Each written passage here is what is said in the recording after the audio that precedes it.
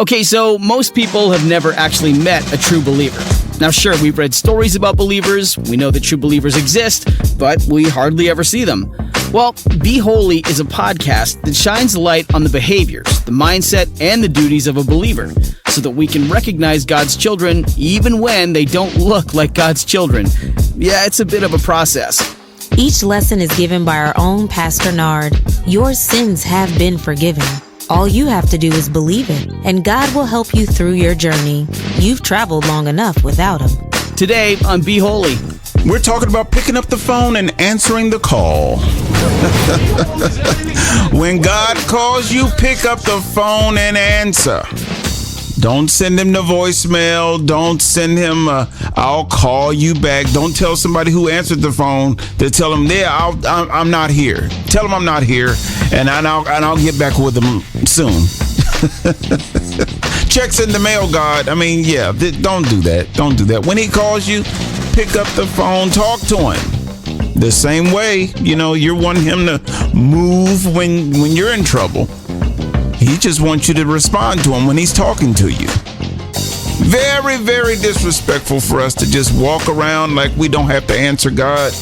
We don't have to answer no questions, as they say in the movie. We ask no question, we answer no questions. Listen, we're going to have to answer to God one way or the other. And nobody's getting away. Absolutely nobody. Not me, not you, not your uncles, not your mother, your father, your cousins. Even if they're already gone, nobody's getting away. Nobody is getting away. And we owe it to ourselves to answer that phone call when God calls you. You know how often you might get a phone call from God, or you might get a call from God. You might get a dream. You might hear his voice. He might give you a warning through. Listen, don't take it for granted. If you hear God calling you, it's best you hearken and open up the door. Hearken, stop what you're doing and pay attention and go answer the door. You know how often people would love to hear from God and don't hear from him? And you hear from him and you ignore him? I'm not just talking about sinners, and you got a chance to get your sins forgiven. Now is the time to move upon it, because you never know when God's going to stop allowing sins to be forgiven. You don't know when that's going to happen. It will happen. Yes, it will happen, but we don't know when that's going to happen. And so now we should take full advantage of God trying to communicate with us. The scriptures talks about he's always searching to show himself to somebody. Always trying to show somebody God, trying to show somebody himself. You know how many people would love to hear from God and don't hear from him? A lot of believers can vouch for that. When you're wanting to hear from God, a lot of times you don't hear from him. But that's okay. He said he'll never leave you. So even if you don't hear from him, you know he's with you.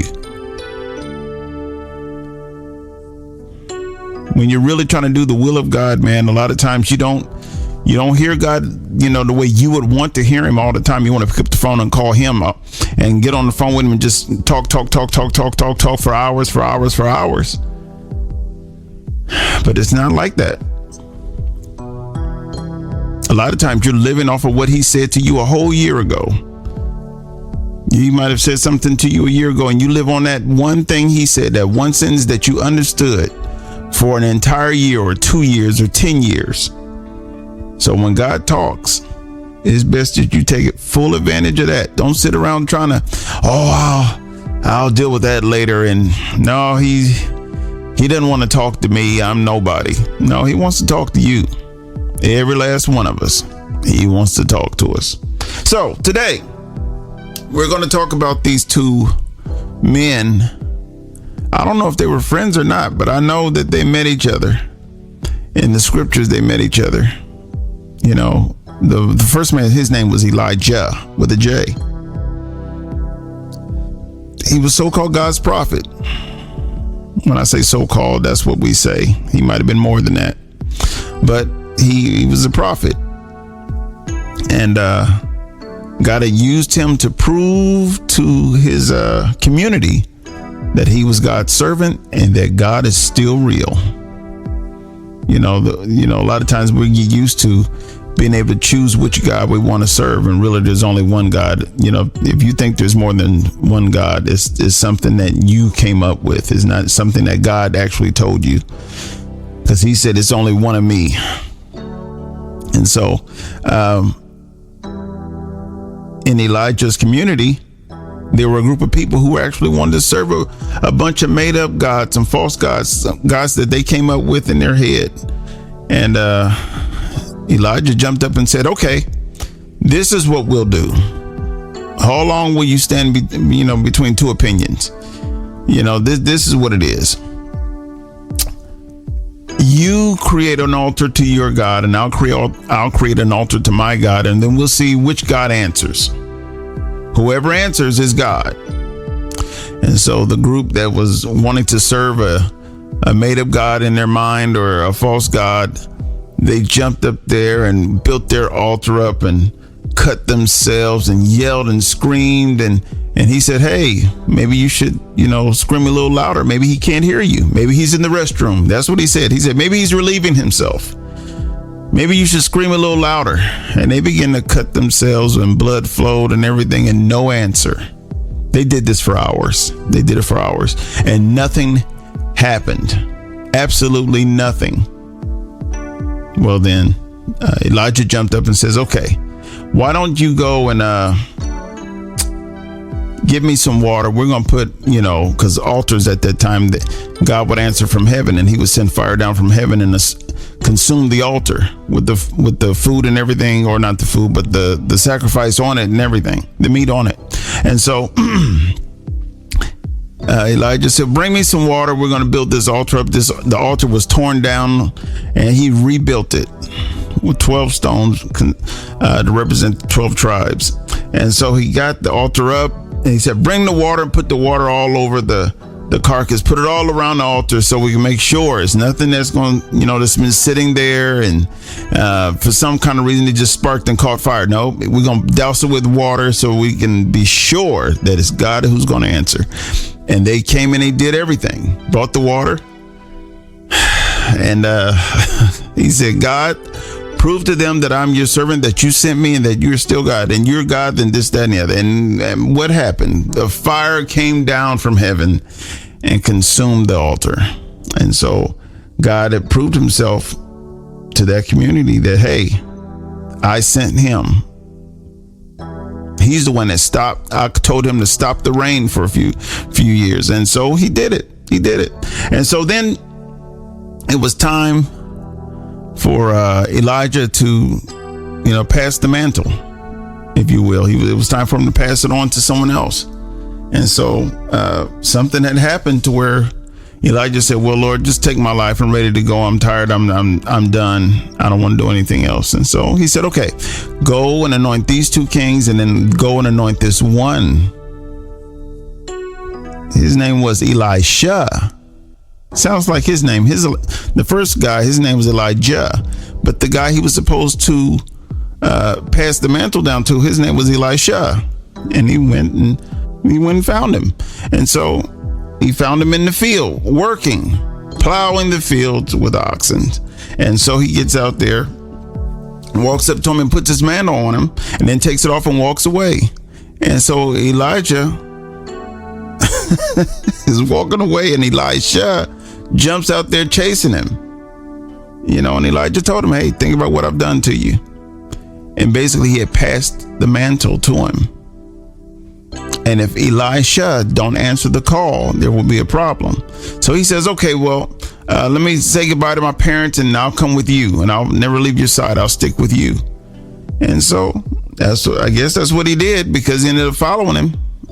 And so when they went to these couple cities together, the prophets of that city came to Elisha and said, hey, do you know that the Lord's going to take your master away today? He said, yeah, I know that, but keep it quiet. And then he went to the next city, and they said the same thing, the prophets in that city. Hey, don't you know that the Lord's going to take your master away from you today? They say, hey, I know. Shh, keep it quiet. And so, but obviously God had already talked to Elisha, because when Elijah came up and put his mantle on him, He stopped what he was doing and followed him. Listen to that. He stopped what he was doing and went with Elijah. He went with him. So when God calls you, stop what you're doing and follow behind him. Stop what you're doing and listen. Think about what he's doing for you. Think about what he's saying to you and ask him for even more clarity so that you can answer the call. And it's as simple as that. A lot of times God will talk to other people to get to you. Or he can talk to you directly. But the key to the point is, if you don't answer, you won't get it. He says, Elisha asked Elijah for whatever you have, give me double of whatever your spirit that you have, give me double of that. And so Elijah told him, okay, you can have it. If you see me when I leave, you can have that. But if you don't see me when I leave, you can't have it. So he could have the call of God, but the very thing that he wanted, he couldn't have if he didn't hold to the call. Don't hang up. Don't switch to another channel. Don't ignore God. Answer the call and be there when he's speaking. He'll show you what to do. He'll show you how to utilize the gifts that he's giving you. A lot of times we get the gift and start running. But we're really supposed to pick up the phone, get the gifts, and wait until God releases us to use the gifts. And if we're not careful, we will always misuse the things that God has given us. And even though he called us, we still have to be responsible for how we operate, how we live. It's up to us. If we don't do that, the gift is in vain. And I know sometimes we're young and we don't understand and we do the wrong things sometimes. And okay, but as God begins to take you from younghood to adulthood, make sure that you keep the lines open, because he's always talking. He doesn't just talk to you once. He continues to talk. And the key is to always be listening. Don't ignore him. Don't find something else to do. When you know it's him talking, stop what you're doing and answer the call. Well, how did you feel about today's lesson? Speak with us at beholy116@gmail.com. Share Be Holy with a friend, a colleague, or someone who needs it. Connect with us today at beholy116@gmail.com. Your support of Be Holy is greatly appreciated. Simply text the word GIFT to 614-363-6133. And if you're ever in Columbus, Ohio, give us a visit. Come visit us. Brought to you by the First Church of Christ Apostolic Way, a small church with a big heart.